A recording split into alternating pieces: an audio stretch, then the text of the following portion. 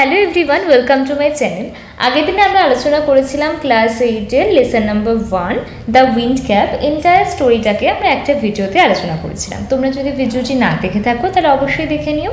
আজকে আমরা আলোচনা করব এই লেসনের প্রত্যেকটি ইউনিটের শেষে যে অ্যাক্টিভিটিগুলো রয়েছে সে প্রত্যেকটি অ্যাক্টিভিটির প্রশ্ন আমরা ধরে ধরে ইন ডিটেলে আলোচনা করব। তাহলে চলো ভিডিওটি শুরু করা যাক। প্রথম ইউনিটের যে অ্যাক্টিভিটি 1 রয়েছে সেখানে কি বলেছে, টিক দি কারেক্ট অল্টারনেটিভ, অর্থাৎ চারটে স্টেটমেন্ট দেওয়া রয়েছে, তার মধ্যে যেটি সঠিক সেই উত্তরটিকে আমাদেরকে টিক করতে হবে। প্রথম প্রশ্ন কি, the lad had wanted to be, বালকটি কি হতে চেয়েছিল? তাহলে এটি খুব সহজ, আমরা জানি বালকটি একজন সেলার হতে চেয়েছিল, উত্তর হবে সেলার। পরের প্রশ্ন, mother told the lad that he knew the smell of the, মা সে বালককে বলেছিল যে সে জানে স্মেল বা গন্ধ কিসের, সয়েলের। তাই এখানে উত্তর হবে সয়েল। আরও দুটো অপশন রয়েছে, ফুড অ্যান্ড ফ্লাওয়ার, আমরা জানি ফুডও হবে না ফ্লাওয়ারও হবে না, অ্যান্সার হবে সয়েল। 3 নম্বর প্রশ্ন, John put the turtle on his, John সেই টার্টলটিকে কোথায় রেখেছিল? তাহলে আমরা জানি তার ব্যাক, তার হেড, তার হ্যান্ড সে কোথায় রেখেছিল, তার হেডে। তাহলে উত্তর হবে অপশন নাম্বার বি। পরের প্রশ্ন, the fairyman wanted to know John's, সে ফেয়ারিম্যান জনের কি জানতে চেয়েছিল? তার এজ বা বয়স, তার নাম, নাকি তার হার্টস ডিজায়ার অর্থাৎ হৃদয়ের ইচ্ছা? তাহলে আমরা জানি সে ফেয়ারিম্যান জনের কাছ থেকে তার হার্টস ডিজায়ার জানতে চেয়েছিল। তাহলে উত্তর হবে অপশন নাম্বার সি। এখানে আমাদের অ্যাক্টিভিটি 1 শেষ হচ্ছে। এবার আমরা দেখব অ্যাক্টিভিটি 2। অ্যাক্টিভিটি 2 কি বলছে, rearrange the following sentences in the correct order and put the numbers in the given box. এখানে 6টা ঘটনা দেওয়া রয়েছে, 6টা ঘটনাকে আমাদেরকে পরপর অর্ডার ওয়াইজ সাজাতে হবে, কোনটা আগে কোনটা পরে সেইভাবে নাম্বারিং করতে হবে। প্রথমে কি বলছে, প্রথম ঘটনা কি ঘটেছিল, mother said John was a farmer's son, তাহলে এটা হচ্ছে নাম্বার 1 ইনসিডেন্ট। সেকেন্ড বলছে John met the tiny green turtle, এটা হচ্ছে ইনসিডেন্ট নাম্বার 2।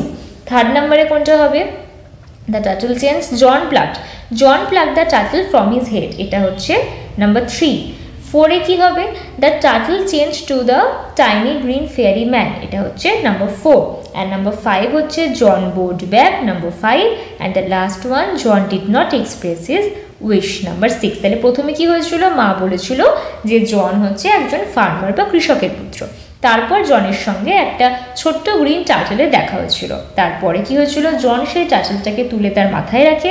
তারপরে সে টার্টলটা চেঞ্জ হয়ে যায় একটা সবুজ ফেয়ারি ম্যানে, এবং তারপর সেই টার্টলটা আমরা জানি জনকে দেখে বো করেছিল এবং তার রিপ্লাইয়ে জনও বো ব্যাক করেছিল। 5 নম্বরে তারপরে কি হয়েছিল, জনকে যখন সে জানতে চায় জনের কাছ থেকে যে তার মনের ইচ্ছে কি, তখন সে তাকে জানায় না। So John did not express his wish. এখানে আমাদের অ্যাক্টিভিটি 2 হচ্ছে। What is activity 3? What do you think John thought that the turtle would be safe on his head? তোমার কি মনে হয় যে কেন জন ভেবেছিল যে সেই টার্টলটি তার মাথাতে সেফ বা সুরক্ষিত থাকবে? তাহলে আমি কি লিখব, আই থিঙ্ক, এখান থেকে আমাদের উত্তর শুরু হবে, I think John thought that the turtle would be safe on his head. যা কোশ্চেনে দেওয়া রয়েছে সেটাকে পরপর লিখব, তারপর আমি এটা বিকজ লাগাবো, দিয়ে লিখবো because it might have been run over if he put it on other place. কারণ তার মনে হয়েছিল যে সে হয়তো কোনো কারোর পায়ের তলে বা কোনোভাবে আঘাতপ্রাপ্ত হতে পারে যদি সে তাকে অন্য কোথাও রাখে। এখানে আমাদের অ্যাক্টিভিটি 3 শেষ হলো। এবার আমরা ইউনিট 2 এর যে অ্যাক্টিভিটি দেওয়া রয়েছে সেটিকে দেখব। ইউনিট 2কেও আমরা একসঙ্গে পড়ে ফেলেছিলাম। ইউনিট 2 এর অ্যাক্টিভিটি 4 কি বলছে, complete the following sentences with information from the text থেকে ইনফরমেশন নিয়ে আমাদেরকে এই কোশ্চেন অ্যান্সারগুলিকে করতে হবে। প্রথমে কি, the cap that sailors most desire, cap যে টুপিটা যেটা সেলার্সরা মোস্টলি ডিজায়ার করতো, সেটা ইনফরমেশন আমি কি বলতে পারি, was given to him by the fairyman, সেটা তাকে দিয়েছিল কে, একজন ফেয়ারিম্যান। পরের প্রশ্ন, seeing a ship anchor near the shore, একটা জাহাজকে দেখে, যে জাহাজটা ল্যান্ডের কাছে অ্যাঙ্কার করা ছিল বা নোঙর ফেলে রেখেছিল, তখন জন কি করেছিল, John requested the captain to take him along. John requested the captain to take him along. Third question, by twisting the cap, John could summon. ক্যাপটাকে একটু এদিক ওদিকে ঘুরিয়ে জন ডাকতে পারতো কাকে? The wind. জন ডাকতে পারতো উইন্ডকে। আমরা জানি যে টেক্সটে দেওয়া রয়েছে নর্থ সাউথ ইস্ট ওয়েস্ট, চারদিক থেকেই সে ডাকতে পারতো। তাই আমরা বলতে পারি by twisting the cap John could summon the wind from all directions. From all directions. আচ্ছা, number 4, John desired to see the land because. John দেখতে চেয়েছিল ল্যান্ড বিকজ। কেন দেখতে চেয়েছিল? He had not seen the land. He had not seen the land for 1 year। এখানে 1 না করে এ করো, টেক্সটে এ দেওয়া রয়েছে, এ ইয়ার and a day. He had not seen the land for a year and a day. Activity 5 কি বলছে? এখানে activity 4 শেষ হচ্ছে, activity 5 এ আমাদের কোশ্চেন অ্যান্সার রয়েছে। প্রথম প্রশ্ন কি? Why did the ferryman offer John the wind cap? ferryman জনকে উইন্ড কাপ কেন অফার করেছিলেন? তাহলে এখানে আমরা পূর্ণ বাক্যে উত্তর লিখব। কোথায় লিখি? এখানে লিখছি, number A. The ferryman offered John the wind cap because he wanted, কেন করেছিল? এবার উত্তর শুরু হবে, because he wanted to show gratitude, because he wanted to show gratitude towards him for saving his life by placing him on his head. আচ্ছা, the ferryman offered John the wind cap কারণ সে চেয়েছিল তার gratitude বা তার কৃতজ্ঞতা দেখাতে জনের প্রতি, কারণ জন তার জীবন বাঁচিয়েছিল তাকে তার মাথার উপর রেখে। এখানে 1 নাম্বার যে কোশ্চেনটা সেটি উত্তর হলো। Second question, what was the condition that was associated with the wind cap? কি কন্ডিশন ছিল? The condition that was associated with the wind cap was, আমরা এখান থেকে লিখবো the condition that was associated with the wind cap was, এবার আমরা কন্ডিশনটা লিখবো কি? No one can ever took it off from John's head. তার মাথা থেকে কেউই এই টুপিটাকে খুলতে পারবে না। 3 নম্বর প্রশ্ন কি? Why did John become popular with the sailors? জন কেন পপুলার হয়েছিল? তাহলে আমরা কি জানি? He could, বা হি এর জায়গায় আমি লিখলাম John could summon wind through, আচ্ছা এক সেকেন্ড, আচ্ছা, through all the sides with the help of his wind cap. So he became, তারপর যা প্রশ্নে রয়েছে popular, so he became popular with the sailors. এইখানটাতে আমাদের 3টে প্রশ্ন আলোচনা হলো। এখানে আমাদের অ্যাক্টিভিটি 5 শেষ হচ্ছে, এবার আমরা যাব হচ্ছে অ্যাক্টিভিটি 6 এ। আচ্ছা, অ্যাক্টিভিটি 6 কি বলছে? রাইট টি ফর ট্রু, সত্যের জন্য ট্রু মানে টি, আর মিথ্যে হলে এফ লিখতে হবে স্টেটমেন্টসে, তার সাপেক্ষে সাপোর্টিং স্টেটমেন্ট দিতে হবে। প্রথম প্রশ্ন, John never dreamed about the land, এটা হবে ফলস, যে জন কখনো ল্যান্ডের স্বপ্ন দেখতো না, এটা ভুল, কারণ সাপোর্টিং স্টেটমেন্টে আমরা কি পাচ্ছি? John could not stop dreaming of the land. John ল্যান্ডের স্বপ্ন দেখা কিছুতেই থামাতে পারছিল না। Second question, the squall was called up because John was sleeping. Obviously true, সে ঘুমাচ্ছিল এবং ঘুমে স্বপ্নের ঘরে এপাশ ওপাশ করছিল, সেই জন্যই তো সিজন স্টর্ম যেটা সেটা আসে। তাহলে এখানটাতে আমাদের সাপোর্টিং স্টেটমেন্ট কী হবে, আমি এখানটাতে দাগ দিয়ে দিচ্ছি। এই যে এই লাইনটা একদম প্রথম দিকে, এই যে এখানে, in John's dream the season turn rapidly and as each turn so John in his bed. Consequently, the cap on his head twisted round and about and it called up a squall from the clear sky. এইটা হচ্ছে এই জায়গাটার উত্তর, এই অংশটা, এই যে এই অংশটা। আচ্ছা, তোমরা একটু দেখে নিও, এই জায়গাটা টেক্সটে দেওয়া রয়েছে। 3 নম্বরের প্রশ্নটা কি দেওয়া রয়েছে, the captain was angry with John. তো অবভিয়াসলি ক্যাপ্টেন তো সত্যি খুব ভীষণ অ্যাংরি ছিল জনের সঙ্গে। কেন, আমরা এখানে দেখতে পাচ্ছি in anger, in anger he grabbed, in anger he grabbed, একদম এই যে জায়গাটা টেক্সটের ঠিক এই অংশতে দেওয়া রয়েছে। এই যে in anger he grabbed him by the tail of his striped cap, এইটা হচ্ছে সাপোর্টিং স্টেটমেন্ট। এই যে বোল্ড যে অংশটা থাকছে বারবার করে আন্ডারলাইন করা এই জায়গাটা, তাহলে এইটা হচ্ছে সাপোর্টিং স্টেটমেন্ট। স্টার মার্ক করে দিলাম, দেখে নিও। তার পরের অংশ কি বলছে, পরের প্রশ্ন, John did not return the wind cap to the fairy man. এটা ফলস, জন তো ফিরিয়ে দিয়েছিল। তার সাপেক্ষে কি আমরা সাপোর্টিং স্টেটমেন্ট বলতে পারি, he placed the wind cap, he placed the wind cap, একদম লাস্টে দেওয়া রয়েছে। কোন জায়গাটা দেখিয়ে দিই, he placed the wind cap, এই যে he placed the wind cap under a stone where he knew the fairy man would find it. এই জায়গাটা হচ্ছে এটা supporting statement. he placed the wind cap under a stone where he knew the fairy man would find it. এইটা হচ্ছে supporting statement. এখানটাতে আমাদের true false শেষ হচ্ছে। ওকে, এবার আমরা দেখব হচ্ছে অ্যাক্টিভিটি 7। অ্যাক্টিভিটি 7 এর কোশ্চেন কি বলছে, অ্যান্সার দ্য ফলোয়িং কোশ্চেন্স। প্রশ্ন দেওয়া রয়েছে, সেগুলো উত্তর করতে হবে। প্রথমটা কি বলছে, why did the sailors try to rip off the cap from John's head. সেলাররা কেন চেয়েছিলেন যে জনের মাথা থেকে টুপিটা খোলা হোক। তাহলে প্রথম প্রশ্নের উত্তর কি হবে, number A, the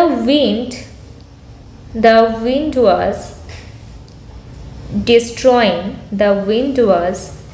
destroying the boat.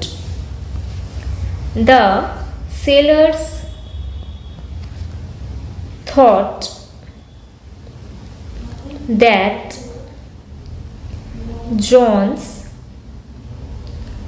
wind cap was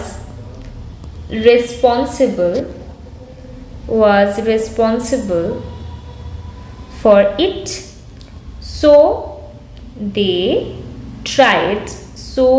tried to rip off the cap from John's head.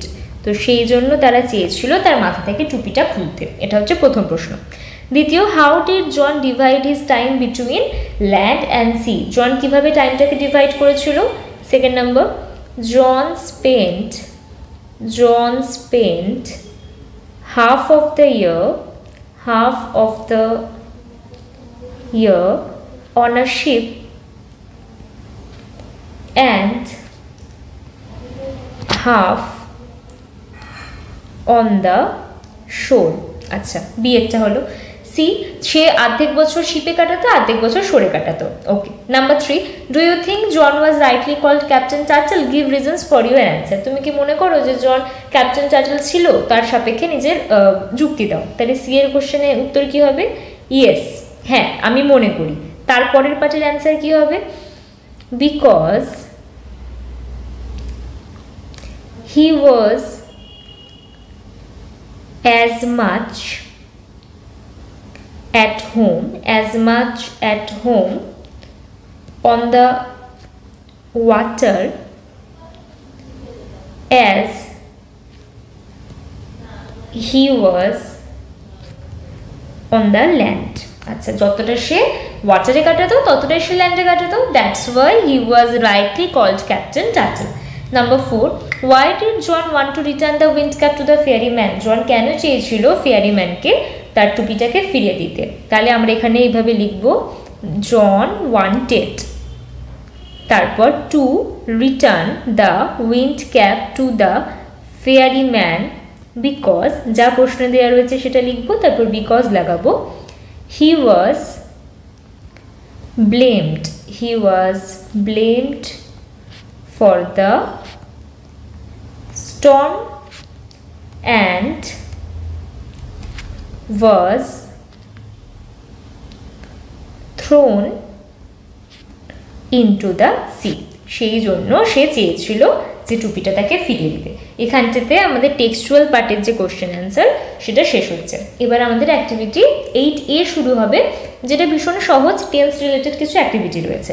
বলছে এখানে 3টে সেন্টেন্স দেওয়া রয়েছে, তার মধ্যে থেকে যে অ্যাকশনটা দেখে মনে হচ্ছে that began in the past, যেটা পাস্টে শুরু হয়েছিল এবং প্রেজেন্টে এখনও টু বি কন্টিনিউ হচ্ছে, সেটাকে আন্ডারলাইন করতে হবে। কারণ এই ধরনের টেন্সকে আমরা সাধারণত বলে থাকি প্রেজেন্ট পারফেক্ট কন্টিনিউয়াস টেন্স, যেটা কিছু আগে শুরু হয়েছে, এখনও শেষ হয়ে যায়নি, এখনও কন্টিনিউ হচ্ছে। প্রথমটার আমরা কি জানি, ভার্ব হবে এইটা, দে হ্যাভ বিন ট্রাভেলিং, এইটা হচ্ছে প্রেজেন্ট পারফেক্ট কন্টিনিউয়াস টেন্সের ভার্বের action. They have been travelling for 10 hours, তারা 10 ঘন্টা ধরে ট্রাভেল করছে।